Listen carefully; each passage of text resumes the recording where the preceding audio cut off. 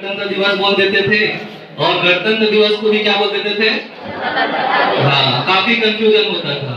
उस टाइम क्या थे, छोटे थे, तो केवल जो सुनते थे उसी शब्द को भी क्या करते थे, आगे फॉरवर्ड करते थे, जो मन में आता था ऐसा बोल देते थे। तो आज मैं बताऊंगा कि ये वास्तविक में गणतंत्र का मतलब क्या होता है। आप लोग कृपया हल्ला नहीं करेंगे, क्योंकि बहुत सारी चीजें का हमको एग्जैक्ट मीनिंग आना चाहिए, तब जाके आपका जीवन में कभी आपको सही दिशा में जा पाएंगे। किसी चीज का आप टाइटल जानेंगे तब जाके आप उसके लिए आपको मोटिवेशन मिलेगा। तो देखिए गणतंत्र का मतलब क्या होता है। गणतंत्र तो ऐसे एक शब्द है, गण और तंत्र दो शब्दों से, ठीक है, जो एक लैटिन भाषा का शब्द है जो निकला है रेस पब्लिका, ठीक है, ये रेस पब्लिका से निकला हुआ है गणतंत्र। इसका मतलब ये होता है कि जो प्राइवेट ना हो, पब्लिक के लिए हो। किनके लिए हो? पब्लिक के लिए हो, प्राइवेट ना हो। तो इसका तात्पर्य, गणतंत्र का तात्पर्य यही है कि कोई भी चीज जो है, संसाधन है, वो प्राइवेट ना रहे, वो क्या रहे, जनता के रहे, जनता के लिए रहे। इसीलिए जब हम आजाद हुए 15 अगस्त 1947 को, तो वो कौन सा एक्ट से आजाद हुए थे हम लोग? जो 1935 का भारत शासन अधिनियम 1935 था, उससे हम लोग क्या हुए, आजाद हुए। उस टाइम आप लोगों ने सुना होगा, यूट्यूब में काफी देखे होंगे कि आज भी भारत जो है क्राउन के हाथों पे है। आज भी मतलब देश पूरी तरीके से आजाद नहीं हुआ है, आप लोगों ने देखा होगा। तो उसके लिए शब्द होता है डोमिनियन, डोमिनियन स्टेट। तो हुआ क्या था, जब भारत आजाद हुआ, भारत को आजाद करने के लिए जो माउंटबेटन वाला जो कमेटी बना था, उसमें ये घोषणा किया गया था कि 3 जून 1948 तक भारत को हम आजाद कर देंगे। लेकिन हुआ क्या कि 15 अगस्त को उस टाइम हो गया हिंदू मुस्लिम पाकिस्तान की मांग, इन सब से इतना ज्यादा नरसंहार होने लगा कि इंग्लैंड को लगा, लॉर्ड माउंटबेटन को लगा कि नहीं, इनको हम थोड़े दिन पहले ही आजादी दे देते हैं। तो जब हमको आजादी हुई, तो किसी भी देश को आजादी दो या किसी घर में आपको स्वतंत्रता मिले, तो कुछ चीजें जरूरी होती है, नियम कानून। उस टाइम तो कोई नियम कानून था नहीं, भारत का कोई संविधान था नहीं। तो क्या किए, जो 1935 में भारत शासन अधिनियम था, जिस टाइम अंग्रेज लोग यहाँ राज करते थे, अलग अलग कानून बना के, आप लोगों ने सुना होगा रॉलेट एक्ट, चार्टर एक्ट, इस प्रकार एक कानून ही था। अंतर क्या था, वो उन लोगों का बनाया हुआ कानून था। किनका?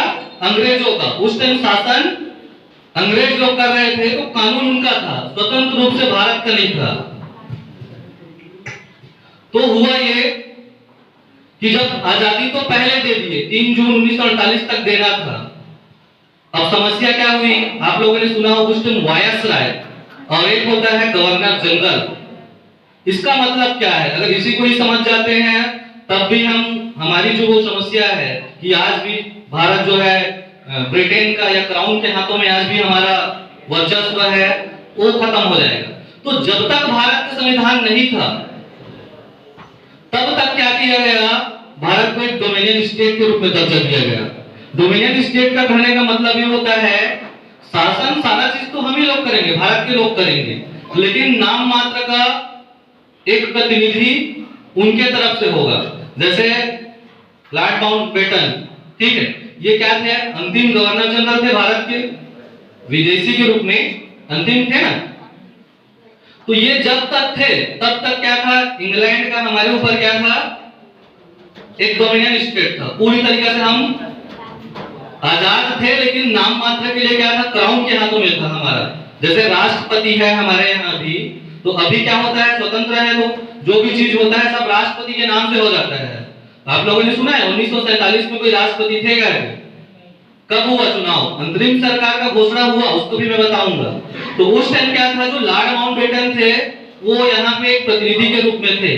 उसको तो छोड़िए, जब भारत आजाद हुआ 1935 के एक्ट से, तो भारत को 2 हिस्सों में बांटा गया, एक भारत और एक पाकिस्तान। तो पाकिस्तान में तो 1956 तक रहा इंग्लैंड का शासन, मतलब शासन कहने का मतलब डोमिनियन स्टेट का दर्जा, क्योंकि उनको संविधान बनाने में क्या लगा, टाइम लगा। उनका संविधान 1956 के आसपास बना, तब जाके वहां वायसराय गवर्नर जनरल का पद समाप्त हुआ। और जिस दिन से गवर्नर जनरल का पद समाप्त हुआ, जिस दिन हमारा संविधान बना, उस दिन से हम क्या हो गए, पूरी तरीके से संप्रभु हो गए और आजाद हो गए। हमारा जो डोमिनियन स्टेट का जो दर्जा था वो वहीं से क्या हो गया, समाप्त हो गया।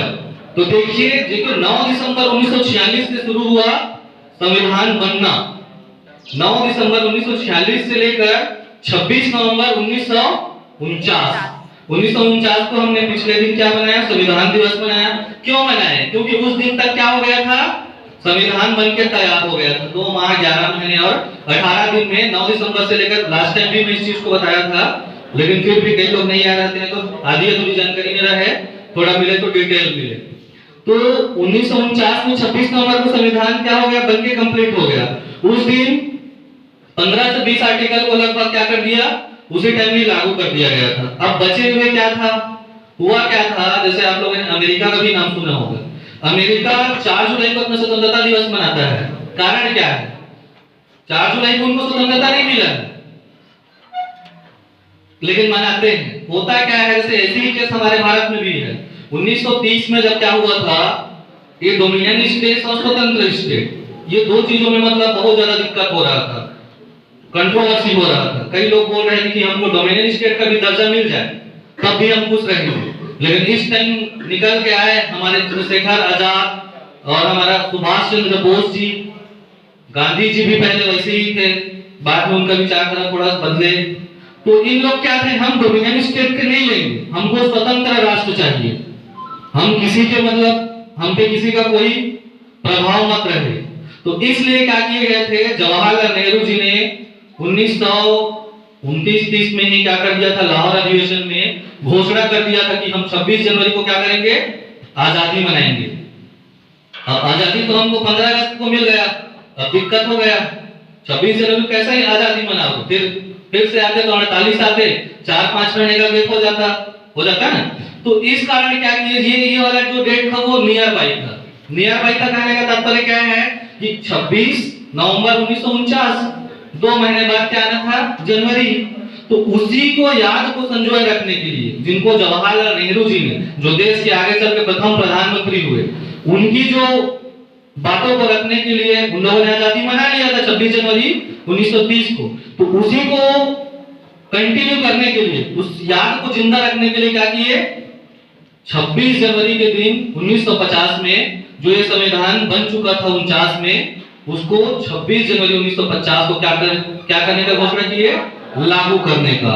और 26 जनवरी 1950 को जैसे ही संविधान क्या हुआ, लागू हुआ, वैसे ही जो डोमिनियन स्टेट का जो मामला था वो खत्म हो गया। हमारे ऊपर से जो अंग्रेजों का जो प्रतिनिधि भेजे थे, वायसराय, गवर्नर जनरल, वो वाला पद समाप्त हो गया और हमारे पहले राष्ट्रपति बने डॉक्टर राजेंद्र प्रसाद जी।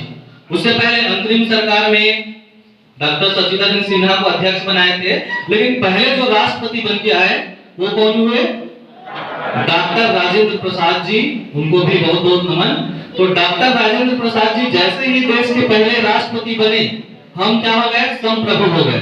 जो भी विदेश नीति है या फिर न्यायिक मामले हैं, जो भी संधि है, सब के सब आज के डेट पे राष्ट्रपति के नाम से होता है। आज हम किसी के ऊपर क्या है, डिपेंड नहीं है। तो डोमिनियन स्टेट का जो पद था, जो क्राउन था, जिसपे हमारे ऊपर राज था वाला, वो चीज यहाँ से क्या हो गया, समाप्त हो गया।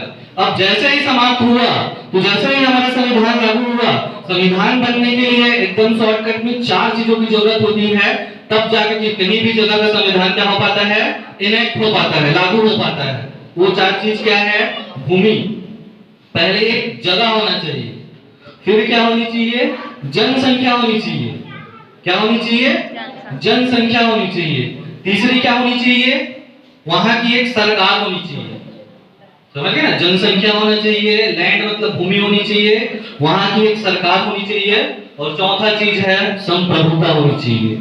संप्रभुता होने का मतलब क्या है, अब हमारे संविधान में भी उचित लिखा हुआ है। संप्रभु कहने का तात्पर्य क्या है, हम किसी पे डिपेंड न रहे, हमको जो भी फैसला लेना है, चाहे युद्ध करना है या कोई न्याय करना है, तो हम किसी पे डिपेंड न रहें। तो ये चार चीजों का जब हमको मिल गया, तब जाके हमारा क्या कर लिए, हम संविधान को लागू कर डाले।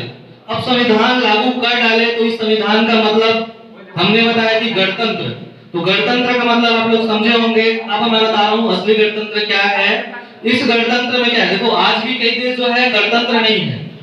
गणतंत्र मतलब हमारे संविधान में लिखा है हम भारत के लोग, समझ में आ रहा है? हम भारत के लोग कहने का तात्पर्य क्या है कि पूरी की पूरी जो सत्ता है वो किसके हाथों पे है।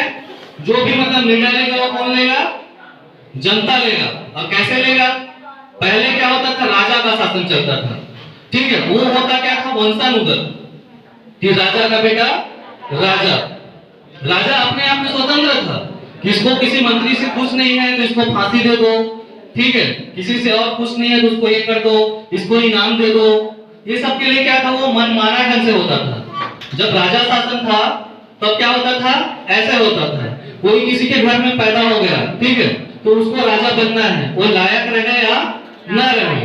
तो गणतंत्र उसी चीज को समाप्त किया है, जो वंशानुगत जो परंपरा चली आ रही थी प्रिंसेस स्टेट की। भारत में भी प्रिंसेस स्टेट थी। ये कहने का तात्पर्य ये है कि खानदान के कारण, ठीक है। आज अभी हमारे देश में ऐसा नहीं है कि मान के चलो विधानसभा का छत्तीसगढ़ में 90 सीट है, तो उसमें नहीं है कि 10 सीट जो इस खानदान को स्पेशल है क्या, नहीं है ना। वो क्या है, वो संविधान के हिसाब से, संविधान में जैसा जैसा बांटा गया है कि इतना सीट इसको मिलना चाहिए, इतना सीट इस समाज को मिलना चाहिए, इस कैटेगरी को मिलना चाहिए, उसको मिलता है, किसी वंश को नहीं मिलता है।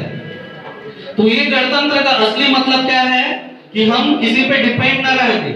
हम वंशानुगत जो राजा वाला जो पद्धति आती थी, जो प्रिंसेस स्टेट से, उससे हमको आजादी मिली। और आज जो शासन है वो किसका है, आपका है, जनता का है, हमारा है, सबका है। सब मिलके एक राष्ट्राध्यक्ष चुनते हैं, ठीक है। गणतंत्र होने के लिए भी क्या है, कुछ शर्तें होती है। शर्तें ये है कि आपका जो राष्ट्राध्यक्ष है वो वंशानुगत ना होके उसका चुनाव